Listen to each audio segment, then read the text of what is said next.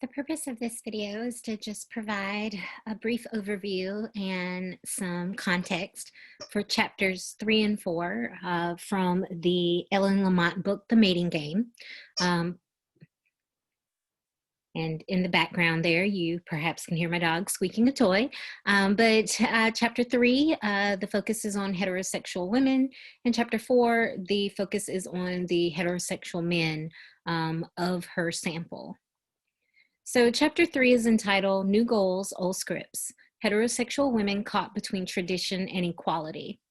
So a primary question of this chapter is, given that heterosexual women overwhelmingly express desire for equality, why do they still want traditional courtship practices? And so this is the kind of conclusion she reaches after, as discussed in chapter 2, a lot of these women do profess that their ideal relationship is one built on egalitarianism and shared responsibilities for the home, as well as working outside of the home. But yet, despite saying that that is the type of relationship that they are seeking, as she goes on to show in this chapter, a lot of these women also still want the traditional courtship practices, that have dominated since, the dating system replaced the calling system, beginning in the early 1900s. The follow-up question to that primary question is, how do they then make sense of this contradiction in light of their feminist identities?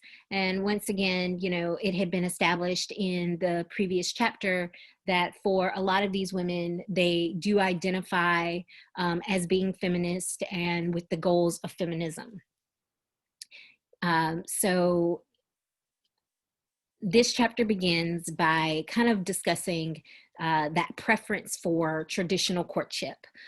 She notes that over 75% of the women in her sample, heterosexual women in her sample, say that men should be responsible for asking for the first date, paying for dates, confirming exclusivity, as well as proposing marriage.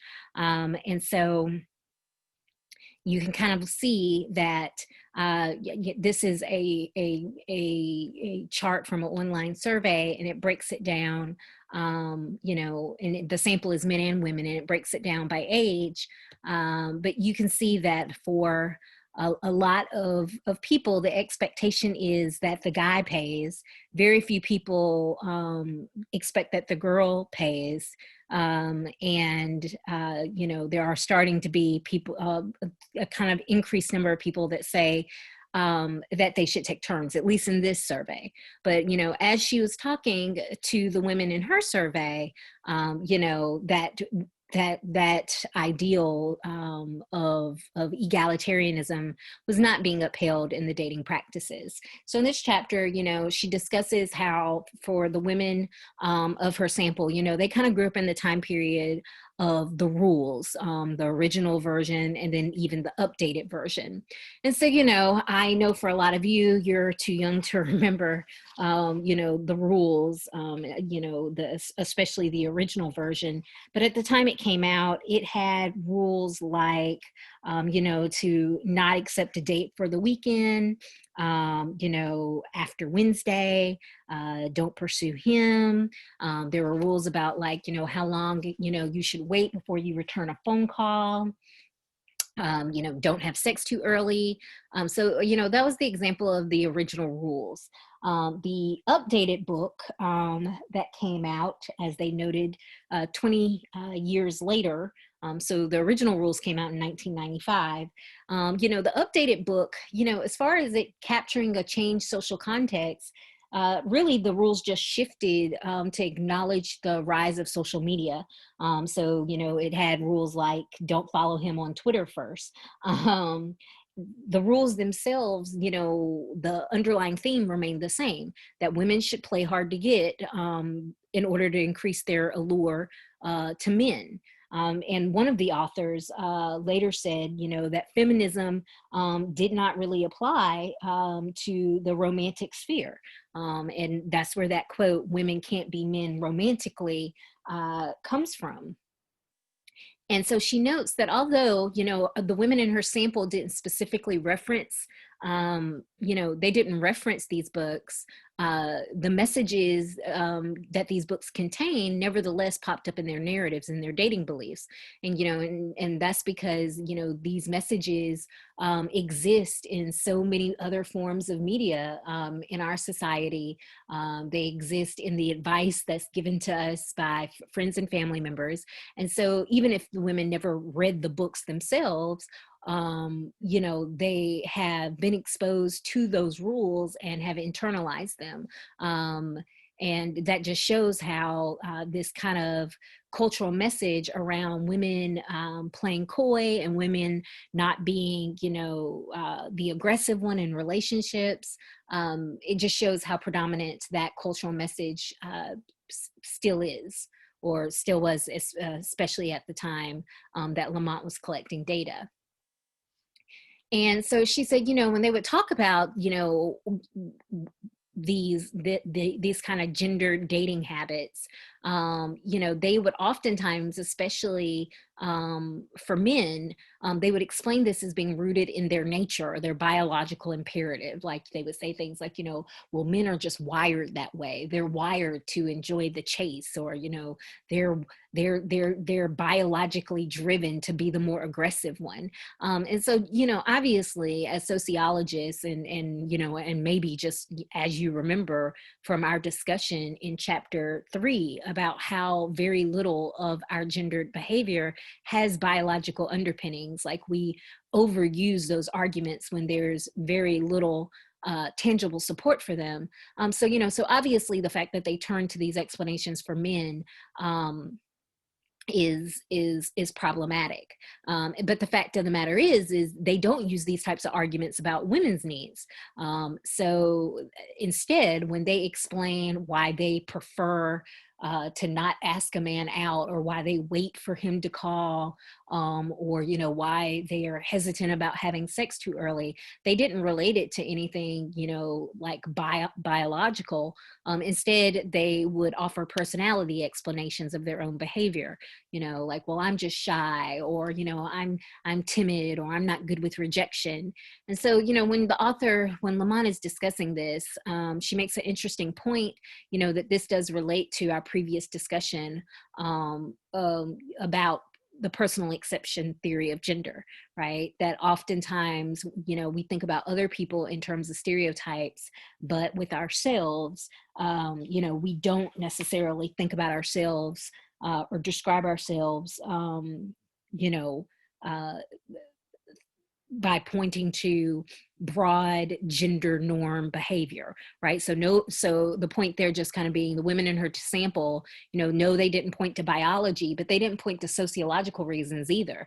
They didn't say, oh, I don't do this because I was raised in a society that taught me that this wasn't appropriate behavior for women, and I have internalized these gender norms. No, they would instead focus on these individual, like, psychological arguments. And so, just that distinction in the type of explanations they offer for men and women's behavior is pretty intriguing.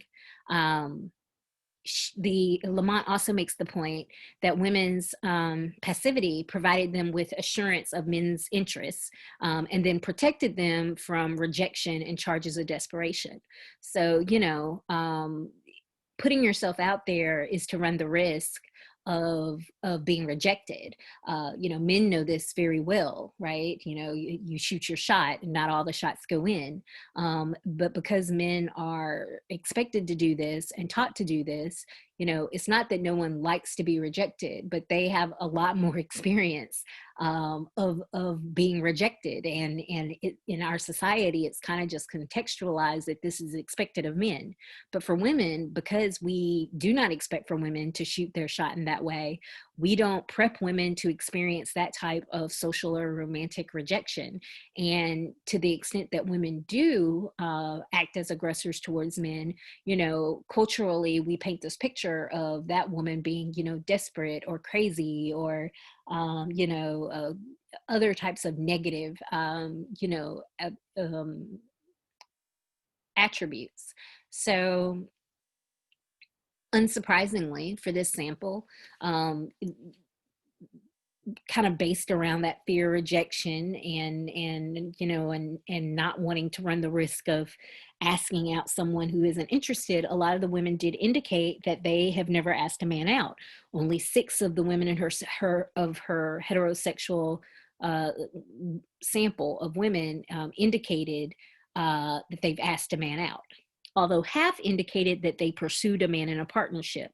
So, there are these indirect pursuits, which if you read those examples, I mean, some of those indirect pursuits are kind of pretty direct and aggressive. They just stop. They stop just short of just flat out asking someone like, "Hey, do you want to go out?" So it does provide those women some cover in case the man is not uh, interested. Now, what Lamont does note about these indirect pursuers, she says, and this is on page 58, that they're more likely to be conventionally attractive. And that's important because the fact that they're more likely to be conventionally attractive gives them a little bit more confidence that, a man is going to be receptive to their indirect, pursuit. And so once again just kind of emphasizing the fact that for a lot of women, asking a man out is still perceived as being a risky behavior, right? That it comes with that high risk of being rejected.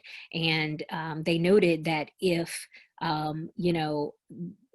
if they did not receive the type of reaction that they were seeking when they did ask the man out or did these pursuits, they perceived that negative reaction as being sanctions for engaging in a perceived gender transgression.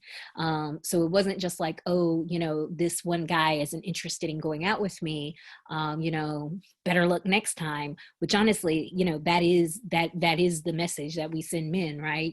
Try again, try with the same girl multiple times, try with other women, but we emphasize that you don't let one rejection just make you swear off asking someone out. But for women, that if they received a negative reaction, it was much more likely to impede them from asking someone out again, because it became a reinforcement for, this is why women shouldn't ask men out. This is why women shouldn't engage in that type of behavior. So they kind of attached a larger kind of social consequence to their rejection than what men typically do. So another kind of point that she raises in this chapter is that, women perceive men as being commitment phobic. And so because they don't think men want a relationship, they use these courtship rituals as a way to gauge men's level of real interest in them. So, it's like, okay, well, if he asked me out for a real date, then he must really be interested. Or, oh, if he pays for dinner every single time that we go out, he must be really interested. So they're kind of setting these benchmarks for men to meet in order to prove their interest, because there is this just kind of cultural belief, this stereotype that unlike women who are expected to always want relationships, the cultural expectation is that, men don't want relationships. And the author does link some of this to, the prevalence of hookup culture on college campuses, because this sample of women, their age range, this is where we first started to see, some development of what we call hookup culture, on residential college campuses. And that type of behavior certainly kind of trickles over into, early 20s, mid 20s dating as well. Particularly paying for the first date was seen as a test, in terms of how much does this man really like me? How interested is he? And for the women she interviews, they discuss being treated as a sign of respect, as well as an indicator of breadwinning ability. And that's just pretty interesting observation, because of course this is a population with their own breadwinning ability. So why it raises the question, why are they using someone's ability to pay for a 40, 50, 70, $100 meal as sign of their breadwinning ability, but yet they're not paying for that meal themselves, despite the fact that they also have money. So, just this is a good example of that intersection between old beliefs versus new beliefs. The push for egalitarianism, especially in employment spaces, but that lag in egalitarianism in romantic spheres. She notes that for these women, dating conventions become less relevant as the relationship progresses and endures, meaning that they were, more likely to ask a man out, ask out a man first, pay for dates as they dated him for longer periods of time. And instead, after kind of, those early kind of moments in the relationship, later it just became during the turning point moments that these traditional gender norms were important. So after you've kind of established that new relationship, kind of the next major turning point identified by Lamont is the talk, the what are we talk, the confirming the exclusivity of the relationship. And, once again, probably to protect from direct rejection, women tended to bring up exclusivity in an indirect manner, as opposed to just directly, saying like, hey, do you want to be in an exclusive relationship with me? Instead it would be the, what are we? If you've ever had that type of talk with a partner, that kind of purposefully like vague, open-ended way to get the conversation started. And, she noted that a lot of women felt the need to have this explicit discussion to confirm the status of their relationship. But what they would sometimes find with their male partners is, they were already just kind of assuming a commitment, which just once again raises like an interesting observation between men and women in heterosexual partnerships about why men tend to be more secure in their relationship, or in the sense that the woman that they're with, the woman that they're with wants a relationship and is committed with them, versus why women are less secure that the men that they are with, that they're dating and spending time with, are being exclusive. And so, all of this, relates to stereotypes that we have about men and women in relationships. Because when men demanded commitment and exclusivity, it was seen as being a sign of love and devotion, not of them being controlling. But while if women made those same demands, they were more at risk of being labeled desperate and lonely. And so, it was that fear of being labeled desperate and lonely that kind of led to the women in her sample trying to approach this in an indirect manner. And then once again, this is why that establishing, we are exclusive, it's why they once again put the ball back in the man's court and expected him to lead on that topic. Proposing marriage, of course, is another gender courtship convention that is very significant later in the history of a relationship. And once again, it becomes one where the expectation is the man is going to take the lead there. And we'll talk about that more in an upcoming slide. So Lamont does, talk about kind of the role of sex here. Who is kind of the sexual aggressor in these relationships. And she identifies two ideologies that highlight assumed differences between men's and women's sexuality and desire for relationships. One of which, the sexual double standard, we'll talk about in an upcoming chapter of Wade and Farie's book. But it's basically just the double standard is this kind of expectation that, women should be they should practice chastity, that they should not be sexually aggressive, that they should limit their number of sexual partners, that, they should only have sex with people that they're in a committed, relationship with, that there are all these rules around female sexuality. However, the rules around men's sexuality, they lack those same rules and constraints. And instead, men who are the opposite of all those things, they have sex with a lot of women. They don't necessarily have to have sex within the context of a relationship. They're expected to be sexually aggressive. They're expected to have more partners. And, and this behavior in men is seen in a positive light. While if a woman was to engage in those same behaviors, she would be seen in a negative light. The other ideology that the author identifies as impacting the sexual scripts that we have in contemporary society is the relational imperative. And the relational imperative is just the idea that a woman being in a relationship is imperative, in the sense that, women are expected to want relationships, and they are expected to engage in sex, largely within the context of a relationship. And if they do engage in sex outside of a relationship, the expectation is they're going to push for that, for it to become, a relationship instead of, a situationship, if that's what it is, right? They'll push for this exclusivity. They'll push for this title, while men do not have the same relational imperative. So that's that ideology. Both of these ideologies are contributing to contemporary sexual scripts. And sexual scripts are just the expectations for behavior, that we have related to sexual intimacy.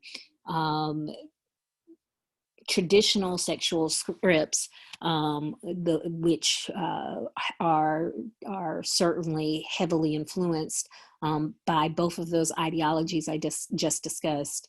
There is evidence that those traditional sexual scripts are transitioning. We see this with the rise of hookup culture.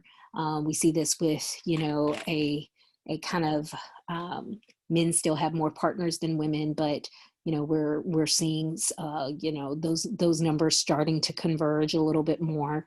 The sexual double standards still exist, but it's not maybe as strongly and as rigidly enforced as it was in the past. And so, all of that's changing. One way that the traditional sexual script is transitioning is because under that traditional script, men are always the initiators of sex and women were expected to be passive recipients, right? So women are the objects of desire, but they aren't necessarily seen as being active, in terms of their own desires. But this is changing as women are feeling more comfortable initiating sex. And I felt like a surprising observation from these interviews is that women felt more comfortable initiating sex than asking men on dates or pushing for a relationship exclusivity. And that was because they felt like that fear of rejection was not as strong. Putting yourself out there, asking a guy if he wants to go on a date with you, or asking, hey, is our relationship exclusive? As discussed, that does come with that real fear of rejection and uncertainty. How do you respond? How do you rebound once rejected? But the assumption seems to be, probably because of the sexual double standard, that, all men want sex and that, they're not going to turn you down. So women were less afraid of initiating sex for that reason. Now, that doesn't mean that they initiated sex without any fears, because they did have the very real fear that, if they initiated sex, that they would not be seen as relationship material, that they would be labeled fuckable, but not necessarily dateable. And that distinction aligns with what's called the Madonna whore dichotomy, that sense that, that men see women in one of two ways. She's either that virginal, chaste Madonna, that perfect woman that, you respect and you treat right and you marry, but you don't necessarily, engage in sex with her or expect her to be a sexual being, or a whore who is a sexual being who you can engage in sexual relationships with, but, who is not deemed as being like an appropriate life partner.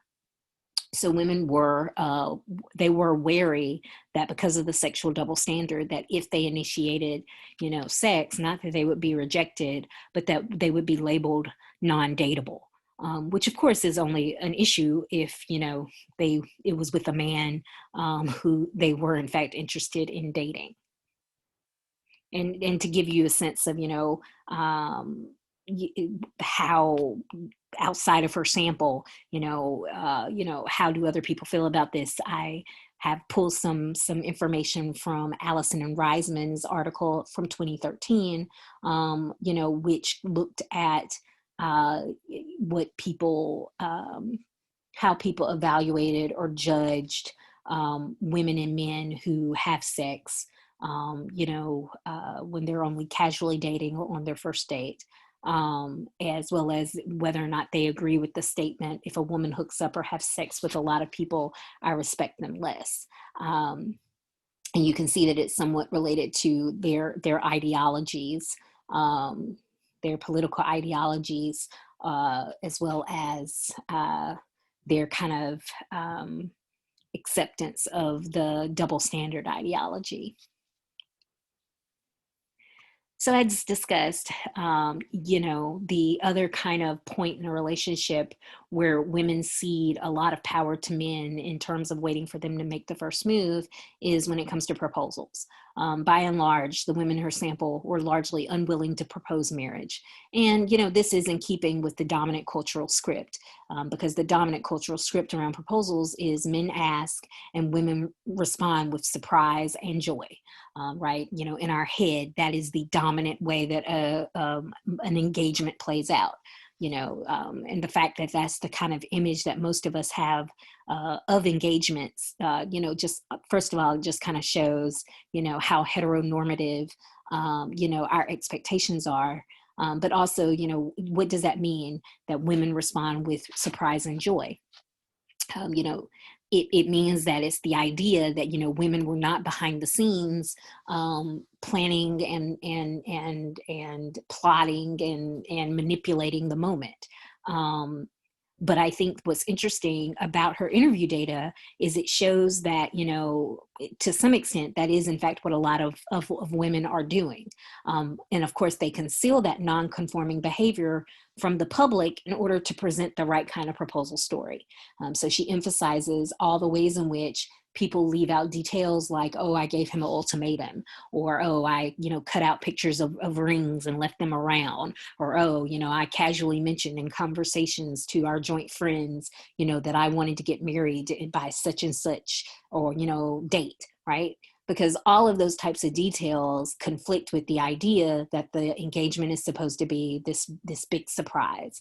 And so in terms of like cultural stereotypes, women are basically stuck waiting to be asked. And of course, one major implication is behind that assumption, is the fact that all women want to be asked, that all women want to be married, that they're all just biding their time in their relationships, waiting for, this one moment. And Lamont goes into, a pretty deep analysis around this topic. She talks about how, while the male initiated proposal is seen through the lens of putting men in a symbolic submissive position, they're asking her for her hand, and therefore, she might say no, she might turn him down. She emphasizes that position is symbolic. Just because in a lot of cases, oftentimes a lot of men aren't concerned about being turned down, usually because by the time that they've asked, they're very confident that this is what she wants. And like I said, as we'll talk about more in the next slide, in some cases it's because, the woman has had a great, has participated much more than what what is generally acknowledged in the planning of the proposal. But nevertheless, no one talks about the extent to which women are participating in that planning of the proposal, because, we have this ideology of the woman being chosen, not the man being chosen, even, because once again, if the image is a woman is waiting to be asked, then it paints up this significance around being asked, and it distinguishes women from those who are never asked and those who are, and the specialness of being chosen to be somebody's person. And so, looking at it through all those different kind of lenses, then, it makes sense why the women in her sample described female initiated proposals as being embarrassing, and it being more of a sign of a woman's desperation and the man's lack of love. But as I noted, although the cultural narrative is the proposal is a surprise, most of them aren't. Instead, they reflected like a mutually agreed upon timetable. And she gives several examples from her interviews where women were pretty aggressive at influencing the timing of the engagement. And in the few cases where it was a total surprise, it increased the likelihood that women would be unhappy. That for the most part, women were more likely to be unhappy with an unexpected proposal than a mutually discussed proposal. And, that part of her interview data really complicates the idea that women are always ready for marriage. Because if women were always ready for marriage, then why would the women who received an unexpected proposal be significantly less happy about it than women who received a kind of mutually timed proposal? But the reason why we don't emphasize that proposals are mutually timed is because, the perception of a woman trying to influence the timetable is seen in a negative light. There is a stigma, right? There are all those jokes we make about, crazy, desperate women, desperate to get a ring on their finger, and clocks ticking and manipulations. And so, once again, we don't really have that same type of discussion around men's desire to get married. And that probably has to do with the fact that we think about desire for marriage in this very gendered fashion, where we expect women to want it. We don't expect men to want it. We expect men to basically, succumb to women's demands to marry. She finishes discussing that section on proposals and marriage by acknowledging the fact that a really traditional proposal, where you ask the father's permission before even proposing, most of the women did not prioritize that at all. And she noted that may be because that type of proposal, women have even less agency, and that for this sample of women, given who they are and where they reside, that was just maybe a little too traditional. She did note that the majority of women did plan to change their name, or did change their name once married, and that they saw this act as being an indicator of their commitment to the relationship. And for the small number who didn't do it, they justified it for professional reasons, like especially for academics, is, I've already published under my maiden name. It would be confusing to change it. So they would give those types of professional justifications, as opposed to just stating, hey, I have a right to my own identity and autonomy. And apparently, there is a whole study around, name change. And I just kind of wanted to give you a sense of, what that looks like, patronymics and versus, one-sided change and so forth. So this chapter ends with, going back to that question, how do women make sense of this contradiction, right? They say they're feminists, they say they want egalitarian relationships, but they largely support these traditional gendered courtship rituals. And so she says, there are kind of several different things that they do. One thing that they do is they deny any relationship between traditional gender roles in courtship and traditional gender roles in marriage. So they say, okay, well, just because I want to be treated like this in my courtship, in the courtship process, we're still going to have the egalitarian marriage. Or what they do is they frame traditional courtship rituals as beneficial to women. That it's a good thing. That men pay, that they ask women out first. That they propose. And Lamont relates this justification to the role of benevolent sexism, which is a concept that's come up in previous chapters in Wade and Faree, right? This idea is still sexism, but it's called benevolent because it's based on these positive stereotypes about women, or it's based around this idea that you're taking care of women or looking out for women. So by framing traditional courtship rituals as beneficial to women, like, oh, well, this allows women to not put themselves out there and get rejected. Well, this allows women, to not spend their own money on a man who maybe ultimately doesn't really want them or take them seriously. It's still benevolent sexism because, it's setting up these kind of different expectations for men and women, and it's giving men a lot of power, in this dating process, and that disparate levels of power is still problematic, even if it feels like it has short-term benefits. Another justification her interview sample offered for this contradiction is they would define equality largely within the realm of legal and economic rights. So, they were concerned with equality when it comes to things like, politics, or working, or, their experiences in the education sphere. But they did not necessarily feel that equality was necessary or maybe even desirable in the romantic sphere. And this was significant because it granted men, they didn't really see how this granted men symbolic dominance, and how this symbolic dominance could be a risk to their own autonomy or power. So, as opposed to what they felt like was real dominance, when you have, male colleagues or male bosses or male professors, they did not necessarily make the link that by giving men this greater amount of power in their relationships, this was a form of dominance as well. And that this form of dominance also comes with real consequences. That just because it's symbolic dominance doesn't mean that the consequences aren't real. And then finally, they just relied upon choice rhetoric.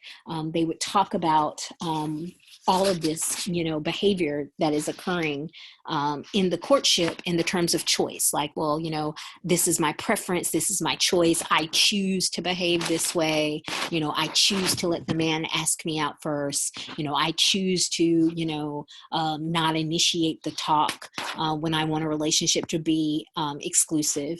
And hopefully you just understand, as sociology students, when we use choice rhetoric, we're overemphasizing our individualism, and ignoring the social context and the social constraints that are shaping our supposedly individualistic choices. And so this chapter ends with this great quote from 77-78. Heterosexual women's commitment to courtship norms competes with the goal of egalitarian partnerships, creating a cultural contradiction for women as they seek to reconcile discrepant sets of behavioral rules. The progress they have made, however, has perhaps led them to believe that they can pick and choose without consequences among gendered practices. This demonstrates how narratives of empowerment based on ideologies of individualism can be used to conceal the continuation of male privilege in ways that make individuals feel good about their conformity. And so all of this, this discussion about, feeling good about your conformity, picking and choosing among gendered practices, all of this can be seen, through the lens of, although they talk about this as if it's individual choice and it's beneficial, when you look at their interview responses, what you see in a lot of those stories is gender policing. They're gender policing their own behavior because they're afraid of social sanctions.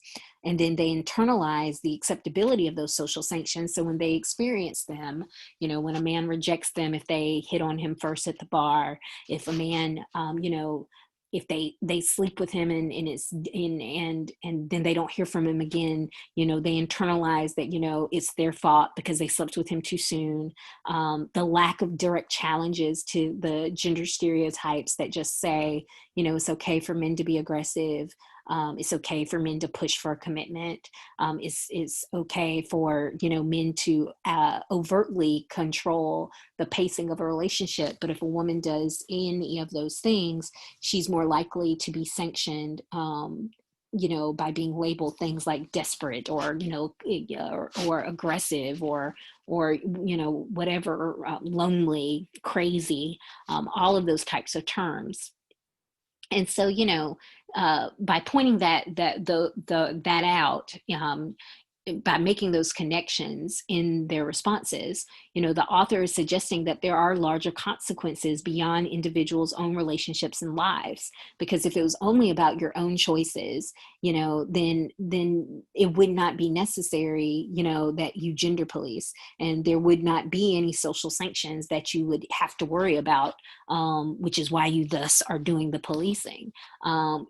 People not acknowledging the kind of social context around these individual, supposedly individualistic decisions doesn't mean that social context isn't there and doesn't exist. And I think that's Lamont's larger point there.